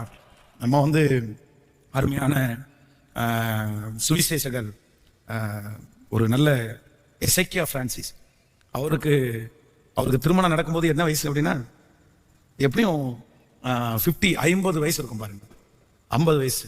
சோ 50 வயசு வரைக்கும் அவருக்குன்னு ஒரு பொண்ணை கர்த்தர் என்ன பண்ணிருக்கிறாரு சொல்லுங்க, வச்சிருந்திருக்கிறாருல. அவங்க ரெண்டு பேரும் இன்னைக்கு ரெண்டு பேரும் சேர்ந்து ஆண்டவருடைய ஊழியத்தை செய்யறாங்க. நீங்க அவங்களுடைய நிறைய செய்திகளை கேட்கலாம். அவங்க வந்து அந்த எசேக்கியா பிரான்சிஸ் ஐயாவுடைய மனைவி வந்து ரொம்ப அழகா புத்தகம் எழுதுகிறார்கள். அவங்களுடைய செய்தி சாபத்தை முறிக்கிறது எப்படி, இந்த செய்தியெல்லாம் கேட்டீங்கன்னா அவ்வளவு அழகா வந்து அந்த மெசேஜ் எல்லாம் இருக்கும். ஆனா அவர் வந்து ஃபர்ஸ்ட் வந்து திருமணம் வேண்டாம் அப்படின்ற மாதிரி தான் அவங்க இருந்தாங்க. அதுக்கப்புறம் பரிசுத்தவான்கள் எல்லாம் சொல்லி இல்ல, அதுக்கப்புறம் ஆண்டவரிடத்துல பேசி ஜெபம் பண்ணி அதுக்கப்புறம் திருமணம் நடந்துச்சுன்னு. அப்போ அது வரைக்குமே அப்ப 50 வயசுலயே ஆண்டவர் வந்து ஒருத்தருக்கு பொண்ணு கொடுக்க முடியும்னா அவங்களுக்கு கொடுக்க முடியாதா? சொல்லுங்க சத்தமா. நிறைய பேர் ஆமேனே வரமாட்டீங்கன்னா அல்லையா வரமாட்டீங்க, கொடுக்க முடியுமா? ஆண்டவருடைய பிள்ளைகளுக்கு கர்த்தர் கண்டிப்பாக தருவார். நம்பிக்கை வருதா இல்லையா? நீங்க பயப்படவே படாதீங்க. எனக்கெல்லாம் நடக்குமா அப்படின்னு கேட்காதீங்க. உங்களுக்கு தான் நடக்கும், நல்லா நடக்கும், வெற்றியா நடக்கும், சந்தோஷமா நடக்கும், மகிழ்ச்சியாய் நம்ம அதுல சந்தோஷப்பட போகிறோம். ஆமென் சொல்லுங்க. சோ நம்பர் 3, மூன்றாவதாக இன்றைக்கு வந்து எந்த ஜெப குறிப்புக்காக நம்ம ஜெபிக்கணும் அப்படின்னா, சிலர் வந்து ஏதோ ஒரு காரியத்திற்காக வந்து திருமணத்திற்காக வெயிட் பண்றாங்க, தாமதிக்கிறாங்க அப்படின்னு. இந்த தாமதம் வந்து சில நேரத்துல ரொம்ப ஆபத்தை கொண்டு வந்துடும். அதுக்காக நம்ம ஜெபிக்கணும். அப்படின்னா சிலர் எதுக்காக தாமதிப்பாங்க அப்படின்னா, நான் வந்து இன்னும் வந்து கொஞ்சம் சம்பாரிச்சிருக்குமே அப்படின்றதுக்காக தாமதிப்பாங்க. நான் வந்து ஒரு நல்ல வேலையில, சிலர் வந்து படிச்சுட்டு இருப்பாங்க பாருங்களேன், இந்த காலேஜ் படிச்சுட்டு இருப்பாங்க. படிச்சுட்டு இருக்கும்போது எனக்கு இன்னும் ஒரு டிகிரி நான் படிக்க வேண்டியது இருக்குது. அந்த டிகிரி படிச்சதுக்கு அப்புறம் இந்த ஜெபத்துல இருக்கிற எல்லாருமே கேளுங்க. ஒருவேளை உங்களுக்கு வந்து 20-21 வயசுக்கு கீழே இருக்கிறவங்க இருந்தா கூட ஆண்டவர் சொல்றாரு என்னன்னா, ஏற்ற காலத்துல அந்தந்த வயதுல அந்தந்த ஏஜ்ல வந்து அந்த காரியத்தை வந்து கரெக்டா நீங்க பண்ணிடணும். இங்க இருக்கிற நிறைய பெற்றோர்கள் இருக்கிறீங்க. ஒருவேளை உங்களுடைய மூத்த மகளுக்காய் மூத்த மகனுக்காய் நீங்க இப்ப ஜெபிச்சுட்டு இருக்கலாம். ஆனா உங்களுடைய இளைய பிள்ளை சின்ன பிள்ளையா இருக்கலாம். ஆனா நான் என்ன நம்புறேன் அப்படின்னா, உங்க மனசுல வச்சுக்கோங்க, மூத்த பிள்ளைக்கு வெயிட் பண்ணது மாதிரி சின்ன பிள்ளைக்கு நீங்க வெயிட் பண்ணாதீங்க. பிள்ளைங்க அப்படிதான் சொல்லுவாங்க, நான் படிக்க போறேன், நான் அது பண்ண போறேன், நான் ஒரு வேலையில ஏறேன், அதுக்கப்புறம் எனக்கு ஒரு நல்ல கணவனார் கிடைப்பாரு. நான் என்ன சொல்றேன் அப்படின்னா, அப்படி இருக்காதீங்க. அது வந்து உலகத்துல இருக்கிற நிறைய பேர் அப்படி பண்றாங்க. ஒரு பெரிய கோடீஸ்வரன் ஆனதுக்கு அப்புறம் நான் கல்யாணம் பண்ணேன்னா ஒரு கோடீஸ்வரனான பொண்ணு கிடைக்கும். சரி, 2 பேரும் கோடீஸ்வரன் என்ன பண்ண போறீங்க சொல்லுங்க? 2 பேரும் கோடீஸ்வரன் என்ன பண்ண போறீங்க? 10 கார் வாங்கினாலும் ஒரு கார்ல தானே போறீங்க. பாக்கெட் நிறைய பணம் இருந்தாலும் கொஞ்சம் தானே சாப்பிட போறீங்க. 10 கோட்டு இருந்தாலும் ஒரு கோட்டு தானே போட முடியும், ஒரு ட்ரெஸ் தானே போட முடியும். சிலருக்கு வந்து இந்த பணத்தின் மேல பயங்கரமான மோகம். ஐயோ எனக்கு காசு வேணும், எனக்கு காசு வரட்டும். இன்னைக்கு நிறைய உபதேசங்கள் கூட அப்படி மாறிடுச்சு. அப்படின்னா எல்லாரும் பணக்காரனாகிறதுக்காக இயேசு அழைக்கிறார். நான் சொல்றேன், கண்டிப்பாக வந்து இந்த ஐஸ்வர்யத்தை குறித்த ஒரு வெளிச்சம் வந்து கண்டிப்பா நமக்கு வேணும். அதை நான் வேண்டான்னு சொல்லவே இல்லை. நம்முடைய ஆண்டவர் வந்து தரித்திரரான ஆனதே நம்மளை ஐஸ்வர்யவான்களாக மாற்றுவதற்காக தான். அதுல எந்த மாற்று கருத்தும் இல்ல. நம்ம வளரணும், நம்ம ஆசீர்வதிக்கப்படணும், நம்முடைய கை நிறைய சம்பாதிக்கணும், நமக்கு நிறைய ஆசீர்வாதங்கள் இருக்கணும், எல்லாமே ஓகே. ஆனா ஒன்று நீங்கள் நினைத்துக் கொள்ளுங்கள், ஐஸ்வர்யம் நமக்கு தேவைதான். ஆனா அந்த ஐஸ்வர்யம் ஐஸ்வர்யம் ஐஸ்வர்யம் ஐஸ்வர்யம்னு பேசுறதுக்கு ஒண்ணுமே இல்ல, ஒண்ணுமே இல்ல. அத வந்து அதையே சிலவங்க வந்து ரொம்ப மெயின் பண்ணிட்டு இருப்பாங்க. ஆனா எவ்வளவு ஐஸ்வர்யம் வந்தாலும் அதை நம்மளால என்ன பண்ண முடியாதுன்னா பயன்படுத்தவே முடியாது. ஒரு வீடு இருக்குது, அந்த வீட்டுல 15 ரூம் இருக்குது. நான் சொல்றேன், 15 ரூம்ல இருந்தாலும் நைட்டு தூங்கும் போது 15 ரூம்ல போய் தூங்க போறோம்? ஒரு ரூம் தானே தூங்க போறோம். உங்க பெட் 10 லட்சம் ரூபாய் காஸ்ட்லியான பெட்ல 10 பெட் இருக்கலாம். எத்தனை பெட்ல தான் படுக்க முடியும்? அதனால அந்த ஐஸ்வர்யம் ஐஸ்வர்யம் ஐஸ்வர்யம்னு இன்னைக்கு இருக்கிற உபதேசத்துல தயவு செய்து போய் விழுந்துடாதீங்க. அப்படி விழுகிறவர்களுக்கு இதை சொல்லி கொடுங்க. உனக்கு தேவையானதை கர்த்தர் தருவார். ஆனா அதே நேரத்துல இப்ப எங்க பார்த்தாலும் அப்படிதான் பேசுறாங்க. ஒரே ஐஸ்வர்யம், பாவம் பேசுறது இல்ல, தப்பு பேசுறது இல்ல, பரிசுத்தத்தை பேசுறது இல்ல, எதையுமே பேசுறது இல்ல. நீ ஐஸ்வர்யவன் ஆகணும், நீ பணக்காரன் ஆகணும், நீ கோடீஸ்வரன் ஆகணும். என்ன இது? அது ஒரு லிமிட்டேஷன். ஆண்டவர் உங்களை ரொம்ப ஆசீர்வதிக்கட்டும், ஆனா அதுல கவனமா இருங்க. அப்போ சிலர் வந்து இதை வந்து நிறைய பேர் எதற்காக வெயிட் பண்றாங்கன்னா, இப்படி ஒரு பொசிஷன் வந்ததுக்கு அப்புறம் நான் பண்ணலாம்னு வெயிட் பண்றாங்க. இன்னும் ரொம்ப கொடுமை என்ன அப்படின்னா, ஏதாவது ஒரு பையனுக்காக வெயிட் பண்றவங்க, பொண்ணுக்காக வெயிட் பண்றவங்க இருக்காங்க. இப்போ பையனுக்காக வெயிட் பண்ணி 5 வருஷம், பொண்ணுக்காக வெயிட் பண்ணி 6 வருஷம்.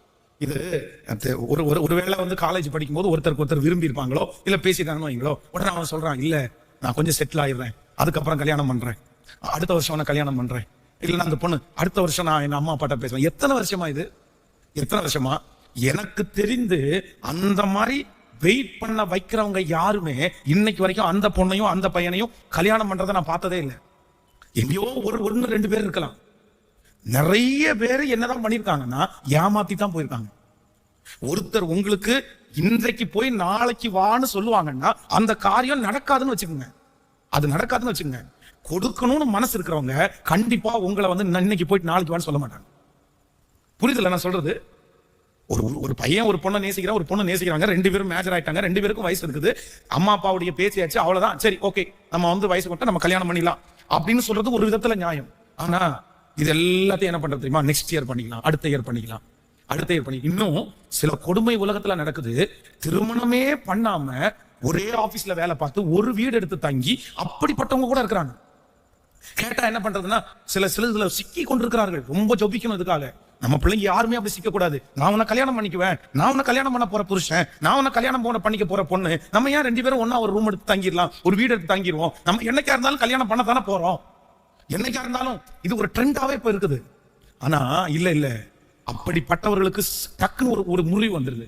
முறிவு வந்து அடுத்த நிமிஷத்துல என்ன பண்றாங்க அப்படின்னா, அவ்வளவுதான், உனக்கும் எனக்கும் செட் ஆகல, நீ போயிரு நானும் போயிடுறேன். இது என்ன ஆண்டவருடைய பிள்ளைகளே?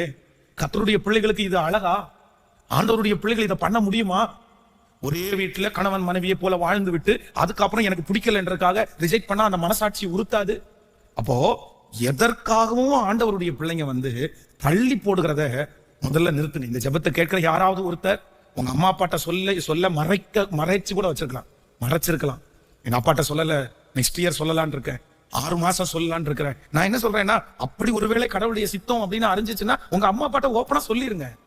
உங்க அம்மா அப்பாட்ட சொல்லி, இதான் நடக்குது, இதனால தான் நான் வேண்டான்றேன், இப்படி இருக்கு, நாங்க திருமணம் பண்றதுக்காக ஓகே நீங்க பண்ணிக்கிங்க, ஆண்டவருடைய சித்தத்தோட பண்ணிக்கிங்க. ஆனா நீங்க என்ன பண்ணாதீங்கன்னா, யாரையோ ஒருத்தரை நம்பி நீங்க பாட்டுக்கு என்ன பண்ணிடாதீங்கன்னா, காலத்தை இன்னைக்கு தருகிற வேலையை கர்த்தர் கல்யாணம் பண்ணதுக்கு அப்புறமும் தருவார். ஆமேனே வரமாட்டேங்குது. நிறைய பேர் தருவாரா தரமாட்டாரா? ஆமேன்னு சொல்றீங்களா? இப்ப படிக்கிற படிப்பை கல்யாணத்துக்கு அப்புறமும் நம்மளால படிக்க முடியும். அதான் நிறைய பேருக்கு சந்தேகமா இருக்குது, அப்படி படிக்க முடியுமா முடியாதா அப்படின்னு சந்தேகமா இருக்குது. இல்ல ஆண்டவர் நம்மை ஆசீர்வதிக்க போறது கர்த்தர். நம்முடைய பலத்தினாலே அல்ல, நம்முடைய திறமையினாலே அல்ல. நமக்கு வேலை கொடுக்கறது நம்முடைய திறமையினாலேயா? அவருடைய கிருபையினாலே, அவருடைய இரக்கத்தினால. தங்கச்சிகளுக்கும் சொல்றேன், தம்பிகளுக்கும் சொல்றேன், தயவு செய்து நாளைக்கு பாத்துக்கலாம்னு யாராவது ஒருத்தர் உங்க நம்பிக்கைக்கு நம்பி காலத்தை தள்ளுறாங்க அப்படின்னா, என்னை பொறுத்த வரைக்கும் கண்டிப்பா அவங்கள நம்பாதீங்க.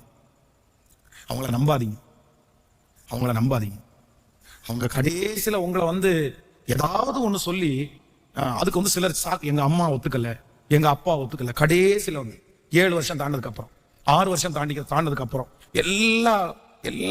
எல்லா வயசெல்லாம் முடிஞ்சதுக்கு அப்புறம், எங்க டாடி மம்மி ஒத்துக்கவே இல்லை, அதனால வேண்டாம் அப்படின்னு நினைக்கிறேன். அப்போ உங்களுக்கு எப்படி இருக்கும்? அப்படி உடைந்து போன நிறைய பிள்ளைகள் இடத்துல வந்து ஜெபித்திருக்கிறாங்க. அதனால இந்த ஜெபத்துல இருக்கிறவங்களுக்கு யாரோ ஒருத்தருக்காக ஆண்டவர் பேசலாம். இல்ல வேண்டாம், அப்படி பண்ணாதீங்க. இன்னும் நடந்தா அவ்வளவுதான், ஒரு டைம் 3 months 2 months. அதான் நானும் என்ன சொல்லுன்னா, ஒரு திருமணத்துக்காக ஒரு பிள்ளைய ஒரு பையன் பார்த்துட்டான் அப்படின்னா குறைஞ்சது 3 மாசம் மட்டும்தான் டைம். 3 மாசத்துக்கு அப்புறம் வந்து அந்த திருமணம் நடக்காம நீடிச்சிருவோம்னா அது கூட தடையா போயிரும் பாருங்க.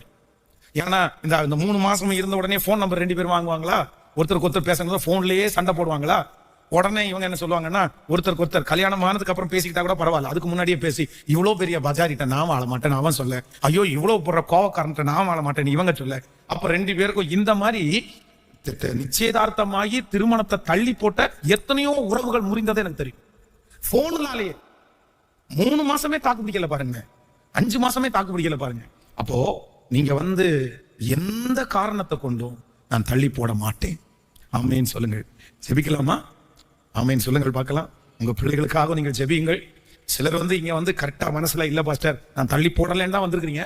ஆனா சிலர் அப்படிப்பட்ட மனசுல இருந்தா நம்ம ஜெபிக்க போறோம். என்னுடைய படிப்புக்காகவோ என்னுடைய வேலைக்காகவோ நான் தள்ளி போட போவதில்லை. கைகளை எல்லாரும் உயர்த்தி, ஆண்டவரே இனி நான் தள்ளி போடல. ஒருவேளை இத்தனை நாட்களும் அப்படி தள்ளி போட்டிருந்தா, என்னுடைய படிப்புக்காக நான் தள்ளி போட்டிருந்தா, என்னுடைய வேலைக்காக தள்ளி போட்டிருந்தா, என்னை தயவாய் மன்னித்துக் கொள்ளும் ஆண்டவரே அப்படின்னு ஜெபம் பண்ணுங்க. என்னை மன்னித்துக் கொள்ளும் ஆண்டவரே, என்னை மன்னித்துக் கொள்ளும் ஆண்டவரே, என்னை மன்னித்துக் கொள்ளும் ஆண்டவரே. நான் இனி ஆண்டவரே இத்தனை நாட்களும் நான் தள்ளி போட்டது தவறு என்று நான் உணர்கிறேன். ஆனால் இனி நான் தள்ளி போட மாட்டேன். அப்பா, அந்த ஏற்ற காலத்துல தன் கனியை தந்து இலையுதிராது இருக்கிற மரத்தை போல் இருப்பான், அவன் செய்வதெல்லாம் வாய்க்கும் என்கிற வாக்கு தத்தம் என் தலையின் மேல் அப்படியே நடக்கட்டும். அப்பா, நான் தள்ளி போட்டதுனாலே நீர் தள்ளி போடாமல் இரும் ஆண்டவரே. நீர் தள்ளி போட வேண்டாமப்பா, நீர் தள்ளி போட வேண்டாமப்பா, தள்ளி போட வேண்டாமப்பா. ஸ்தோத்திரம். ஒவ்வொரு பெற்றோர்களும் சொல்லும் போது பிள்ளைகள் கேட்பார்களாக ராஜா. பெற்றோர்களுக்கு அப்படிப்பட்ட ஞானத்தை கர்த்தர் தருகிறதற்காக ஸ்தோத்திரம் ஆண்டவரே. ஸ்தோத்திரம் ஸ்தோத்திரம் ஸ்தோத்திரம். ஆமென் சொல்லுங்கள். இந்த ஜெபத்துல நிறைய பெற்றோர்கள் நீங்கள் கலந்து கொண்டிருக்கிறீர்கள் நான் நம்புறேன். உங்க எல்லாருக்கும் ஒரு ஆலோசனை சொல்றேன். தயவு செய்து உங்களுடைய பிள்ளைகளுடைய அந்த சரியான அந்த வயது வரும்போது நீங்க வந்து அந்த காரியத்தை நீங்க முயற்சி எடுங்க. எந்த காரணத்தை கொண்டு நீங்க என்ன பண்ணிடாதீங்கன்னா தள்ளி போடுவதற்கு மட்டும். ஏன்னா அப்படியே கண்ணீரா இருக்குது. நமக்கு வந்து நம்முடைய உடம்புனுடைய அழகெல்லாம் வந்து பாத்தீங்க அப்படின்னா ஒவ்வொரு வருஷத்துக்கு தகுந்தது மாதிரி சேஞ்ச் ஆயிரும். நம்மளா தள்ளி போடாம நம்மளா தப்பு பண்ணாம இருந்தோம்னா கர்த்தர் நமக்கு இரக்கம் செய்வார். ஆமே ஆமேன் தானே? அப்படின்னா நம்ம அறியாது இருக்கிற காலத்தை கர்த்தர் அறியாதவர்கள் போல இருக்கிறார். இந்த ஜெபத்தில் இருக்கிற யாராவது ஒருத்தர் நீங்க தள்ளி போடல, ஆனா உங்களுக்கு வரல, உங்களுக்கு அமையல, அது வந்து கர்த்தர் பார்த்துக்குவார். அது கர்த்தர் பார்த்துக்குவார். அது கர்த்தருடைய சித்தம். அதுக்காக நீங்க ஒன்னும் ஒரி பண்ணிக்க வேண்டாம். ஆனா வேணும்னே சிலர் என்ன பண்ணுவாங்க அப்படின்னு சொன்னா, எனக்கு பிடிக்கல, எனக்கு என்ன வயசு, ஏன்னு கேட்டா கேர்ள்ஸ் என்ன சொல்லுவாங்கன்னா, எனக்கு சமையல் பண்றதெல்லாம் கஷ்டமா இருக்கு, எனக்கெல்லாம் போய் இன்னொருத்தனுக்கு சமைச்செல்லாம் கொடுத்துட்டுலாம் இருக்க முடியாது. பசங்கள்கிட்ட கேட்டா ஏன் அப்படின்னா, இன்னும் நான் கொஞ்ச நேரம் ஜாலியா இருக்க வேண்டாமா, இப்பவே நான் வந்து பண்ணா ஒரு குடும்பத்தை தூக்கி தலையில வச்சா நான் எப்படி ஃப்ரெண்ட்ஸோட சேர்ந்து ஜாலியா இருக்கிறது. அப்போ அந்தந்த வயதிலே நீங்கள் வந்து செய்யலைன்னா உங்களுடைய சரீரத்தினுடைய தோற்றங்கள் மாறும்போது அது ரொம்ப நேட்டிவா போயிடும், அது கஷ்டமா போயிடும். அதனால சில பிள்ளைங்களுக்கு ரொம்ப விளையாட்டுத்தனம் அதிகம். நம்முடைய கவர்மெண்ட்டுடைய அனௌன்ஸ் படி பிள்ளைகளுக்கு 21 இல்ல 21 வயது, பசங்களுக்கு வந்து ஒரு 25 வயது சொல்லலாம், 24 25 அவ்வளவுதான். இப்படிப்பட்ட ஒரு திருமண வாழ்க்கையிலே நம்ம இணைக்கப்படுவதற்காக நம்ம ஜெபிக்கணும். அதான் நம்மளா வந்து லேட் பண்ணிட்டோம்னா நம்மளா வந்து லேட் பண்ணக்கூடாது. கர்த்தரா நமக்கு தாமதம் பண்ணாருன்னா நம்ம வருத்தப்பட வேண்டிய அவசியம், திரும்பவும் சொல்றேன், வருத்தப்பட வேண்டிய அவசியம் இல்லை. கர்த்தர் மேலானதையே நமக்கு செய்வார். அவருக்கு வந்து 10 வருஷம் முன்னாடியும் கொடுக்க முடியும், 10 வருஷம் கர்த்தர் பின்னாடியும் கர்த்தர் தர முடியும். அந்த பலத்தையும் கர்த்தர் தருவார், இந்த பலத்தையும் கர்த்தர் தருவார். சோ எதற்காகவும் நான் என்ன பண்ண மாட்டேன்னா இனி தாமதம் பண்ண மாட்டேன். சிலர் என்ன பண்ணுவாங்கன்னா ரொம்ப இந்த தீர்க்க தரிசனத்தை வந்து குறி சொல்றது மாதிரி நம்புவாங்க. என்ன சொல்லுவாங்க? குறி சொல்றது. யாராவது ஒருத்தர் வந்து கண்ணை மூடி, மகளே நான் பார்க்கிறேன் உனக்கு மிகவும் உயரமான ஒரு மீசையே இல்லாத ஒரு நல்ல வெள்ளை சட்டை போட்டிருக்கிற ஒரு மகனை ஆண்டவர் காண்பிக்கிற அப்படின்னு ஒரு 7 வருஷத்துக்கு முன்னாடி ஒரு தீர்க்க தரிசனம் சொல்ல தெரியுமா?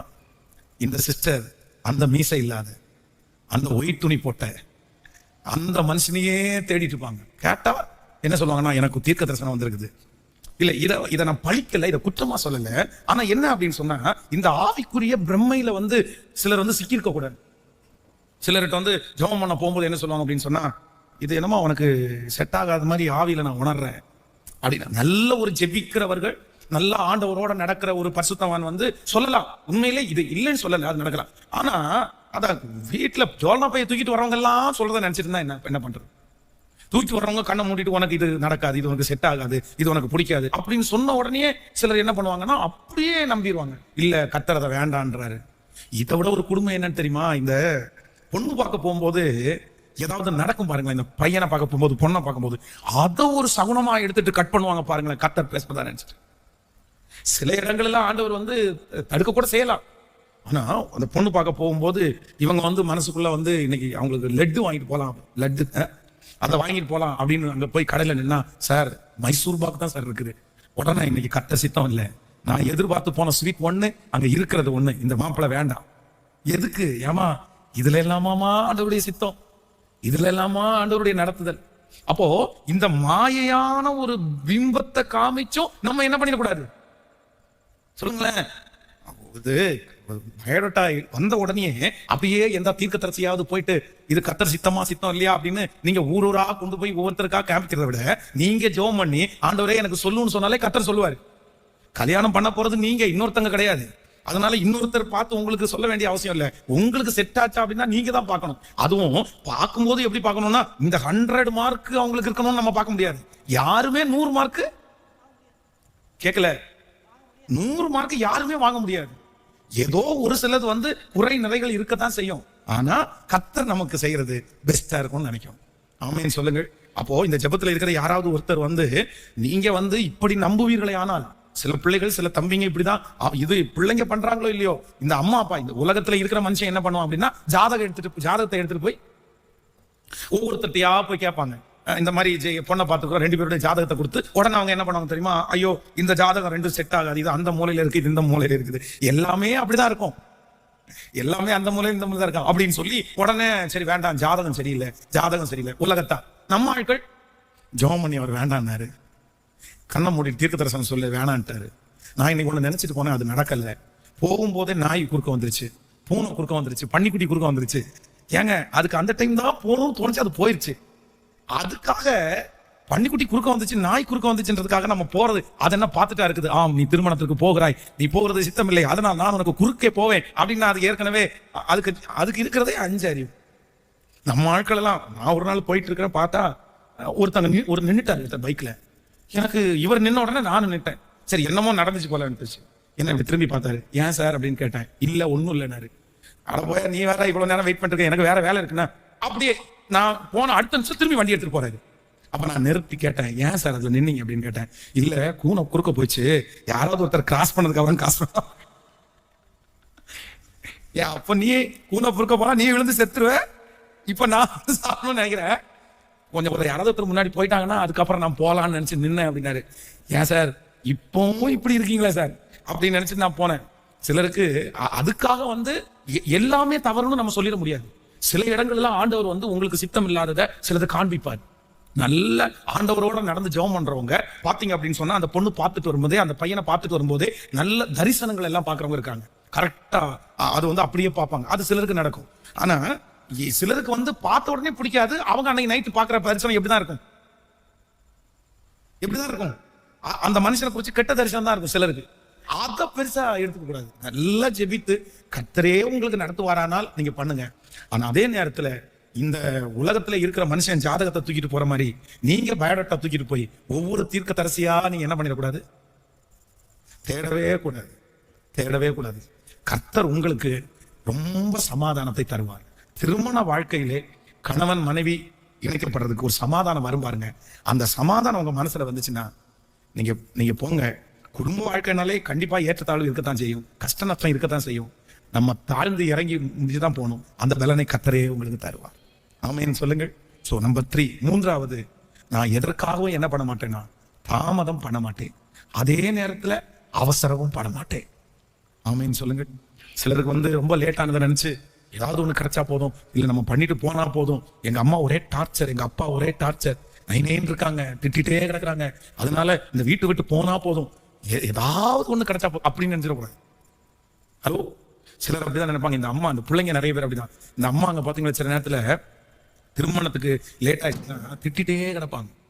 நீ பொய்யும் தொலைய மாட்டேங்கிறேன், எவனாவது ஒருத்தன் வந்தா கூட்டிட்டு போயிட்டான்னா நான் சந்தோஷப்படுவேன் அப்படின்னு எல்லாம் திட்டுவாங்க சிலர். உடனே இந்த பிள்ளைகளுக்கு அந்த டார்ச்சர் தாங்க முடியாம சிலர் என்ன பண்ணுவாங்க, சில பிள்ளைங்களை வந்து தவறா முடிவு கூட எடுத்துருவாங்க. அவ்வளவுதான், இந்த தொந்தரவு தாங்க முடியல, இதுக்கு யாரையாவது ஒருத்தர் கல்யாணம் பண்ணிட்டு போகலாம் அப்படின்ட்டு. அப்படிப்பட்ட முடிவை மட்டும் தயவு செய்து குடும்ப வாழ்க்கையில எடுத்துக்காதீங்க. இந்த இடத்துல இருக்கிற இந்த பிரச்சனையை விட அடுத்த பிரச்சனை ரொம்ப பெருசா இருக்கும். அதனால அவசரமும் பற்ற முடியாது. எனக்கு லேட் ஆகுதுன்றதுக்காக அவசரப்படாதீங்க, இல்லை எனக்கு டைம் கிடைக்கிறதுக்காக நீங்க மெதுவா வந்துடாதீங்க. ஆண்டவர் உங்களுக்கு நேர்த்தியாய் கர்த்தர் உங்களுக்கு செய்வார். ஆமென் சொல்லுங்கள். உங்களுடைய மனது ஒருவேளை உங்களுடைய இப்போ ஒருவேளை உங்க மனசுல அப்படி இருக்கலாம், பாஸ்டர் என் மனசு அந்த கண்டிஷனுக்கு வந்துச்சு பாஸ்டர், எனக்கு திருமணம் ஆனா போதும், என் பிள்ளைக்கு திருமணம் ஆனா போதும், ஏதோ ஒண்ணு அவங்க தலையில இப்படி அவங்க திருமணம் ஆகலைன்ற அந்த நிந்த மாறட்டும் அப்படின்னு நினைக்கலாம். இல்ல, நான் நம்புறேன், நான் விசுவாசிக்கிறேன், ஆண்டவர் மேலானதையே தருவார், கர்த்தர் நல்லதையே தருவார். நீங்க ஏன் அப்படி நினைக்கணும்? தாமதமானாலும் என் தேவனாகிய கர்த்தர் கொடுப்பது என்றும் நன்றாகத்தான் இருக்கும், வெற்றியாகத்தான் இருக்கும். அவருடைய இதுல தோல்வி வராது. நான் நம்புகிறேன். நான் கர்த்தருடைய பலிபீடத்திலிருந்து இந்த வார்த்தையை சொல்கிறேன். இந்த சத்தத்தை கேட்கிற ஒவ்வொருவரும் தாமதமாகுதுன்னு நினைக்கிற அத்தனை பேருக்கும் ஆமென். எல்லாம் உலகத்தால் கழித்து போட்டது அல்ல, கர்த்தர் மேலானதையே கர்த்தர் செய்வார், மேலானதையே கர்த்தர் செய்வார். நீ நினைப்பதற்கும் வேண்டிக் கொள்வதற்கும் அதிகமாய் உனக்கு நான் செய்வேன் என்று வாக்கு கொடுத்த கர்த்தர் நம்ம நினைப்பதற்கும் வேண்டிக் கொள்வதற்கும் அதிகமாய் கர்த்தர் செய்வார். உங்கள் பிள்ளைகளை குறித்து நீங்கள் நினைப்பதற்கு அதிகமாய், நீங்கள் வேண்டிக் கொண்டதற்கு அதிகமாய் என் தேவனாகிய கர்த்தர் காரியங்களை கைகூடி வர பண்ணுவாராக. ஹல்லேலூயா. இரண்டாம் நாள்ல எழுப்பி நிற்கலாம் கர்த்தர் சமூகத்துல. எல்லாரும் தேவ சமூகத்துல என்னோடு கூட சேர்ந்து கர்த்தர் செய்ய நினைத்தது தடைபடாது. என் தேவனால் நான் உயர்வேன், என் தேவனால் நான் வளருவேன். நிச்சயம் நடக்கும். சுற்றி உள்ள கண்கள் அதை காணும். இதோ தடைகளை உடைக்கிறவர் எனக்கு முன்னே கடந்து போகிறார். நன்றியப்பா. இதோ இந்த ஜெபத்துல அழுகையோட நிற்கிற திராட்சை செடிகளை பாருங்கப்பா. அப்பா, எத்தனை தாயார், எத்தனை தகப்பனார் அந்த திராட்சை செடி பட்டு போயிருமோ, இந்த திராட்சை செடி எழும்பி நிற்க முடியாதோன்னு கவலையோட இருக்கிறாங்களே. இந்த இரண்டாவது நாள் ஜெபத்திலே உம்முடைய ஊழியக்காரனாகிய நான் கர்த்தர் சமூகத்திலே நின்று இந்த திராட்சை செடிகளுக்காக உங்க சமூகத்துல வேண்டிக்கிறேன்ப்பா. இப்போ ஆண்டவரே, இனி இந்த வருஷம் முடிகிறதுக்கு இன்னும் 3-4 மாதங்கள் இருக்குதேப்பா. இந்த திராட்சை செடிகளை விசாரிச்சிருங்க ஆண்டவரே, விசாரிச்சிருங்க ஆண்டவரே. எனக்கெல்லாம் திருமணம் நடக்குமா? நான் வாழ்க்கை படுவேனா? எனக்கு ஒரு நல்ல வாழ்க்கை அமையுமா? அப்பா, இந்த ஜெபத்துல இருக்கிற எத்தனை பிள்ளைங்க, எத்தனை தகப்பன், எத்தனை தாய், நான் சாகிறதுக்குள்ள என் பிள்ளைக்கு நான் பார்க்க மாட்டேனா? நான் மரணம் அடைகிறதுக்குள்ள என் பிள்ளையினுடைய கையை பிடிச்சு ஒருத்தர் கொடுக்க மாட்டானா? என் பையனுக்கு ஒரு வாழ்வை நான் பார்க்க மாட்டானான்னு நிறைய தாய் தகப்பன் ஏங்கி கொண்டிருக்கிறத பார்க்கிறீரே. இப்பொழுது நாங்க ஜெபிக்கிறோம், உம்முடைய இரக்கம் கடந்து வரட்டும், உம்முடைய தயவுள்ள கரம் கடந்து வரட்டும். ஆண்டவரே, உம்முடைய வாக்குத்தத்தங்கள் நிறைவேறட்டும். இயேசு கிறிஸ்துவின் நாமத்தினால அந்த தடைகள் எதுவா இருந்தாலும் இப்பொழுது அந்த தடைகள் உடைக்கப்படுவதாகப்பா. அந்த சாபங்கள் உடைக்கப்படுவதாகப்பா.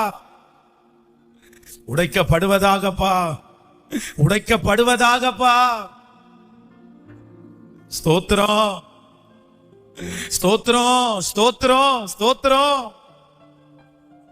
இறங்கும் ஆண்டவரே. எத்தனை பேர் ஜெப குறிப்பை அனுப்பியிருக்காங்கப்பா. வாட்ஸ்அப்ல எத்தனை பேர் ஜெப குறிப்பை அனுப்பியிருக்காங்கப்பா. இந்த திருச்சபையில எத்தனை பேர் ஜெப குறிப்பை எழுதி போட்டிருக்காங்கப்பா. ராஜா, இந்த ஒவ்வொரு ஜெப குறிப்புகளும் சாட்சியின் குறிப்புகளாய் மாறுவதாக. ஒவ்வொரு ஜெப குறிப்புகளும் இப்பொழுது இயேசு கிறிஸ்துவின் நாமத்தில் அது பத்திரிகைகளாய் மாறுவதாக. ராஜா, அது திருமண பத்திரிகைகளாய் மாறுவதாக. வெகு சீக்கிரத்திலே இந்த ஜெப குறிப்பிலே எழுதப்பட்டிருக்கிற இந்த பெயர்கள், ஓ ஹல்லேலூயா, திருமண பத்திரிகையிலே அடிக்கப்பட்டு அச்சடிக்கப்பட்டு அது எங்களுக்கு அனுப்பி வைக்கப்படட்டும், அது எங்களுக்கு வரட்டும் ஆண்டவரே. அன்றைக்கு எங்க பிள்ளைகளுடைய கண்ணீர் துடைக்கப்படட்டும், எங்க தாயாருடைய கண்ணீர் துடைக்கப்படட்டும். சொந்தங்களுக்கெல்லாம் நடந்துச்சு அப்பா, உலகத்தானுக்கு நடக்குதே அப்பா, விக்கிரக ஆராதனக்காரங்களுக்கு நடக்குதே அப்பா. அவங்க எல்லாம் நெஞ்ச தட்டிக்கிறாங்களே, எங்களுக்கெல்லாம் நடந்துச்சு, எங்களுக்கு எல்லாமே வந்துருச்சு, உங்களுக்கு மட்டும் ஏன் லேட் ஆகுது? இல்லப்பா, அவங்க கண்களுக்கு முன்பாக உன்னை நான் மேன்மைப்படுத்துவேன் என்று வாக்கு கொடுத்தீங்களே ராஜா. இப்பொழுது அந்த சொந்தங்கள் கண்களுக்கு முன்பாக என் பிள்ளைகளை கர்த்தர் மேன்மைப்படுத்த இறங்கி வாரும். ஹல்லேலூயா. கர்த்தர் எனக்கு தாமதம் பண்ணினாலும் எனக்கு மேலானதையே கர்த்தர் செய்தார், நான் நினைப்பதற்கும் வேண்டிக் கொள்வதற்கும் அதிகமாய் செய்தார் என்று என் பிள்ளைகள் சாட்சி சொல்லுவார்களாகப்பா.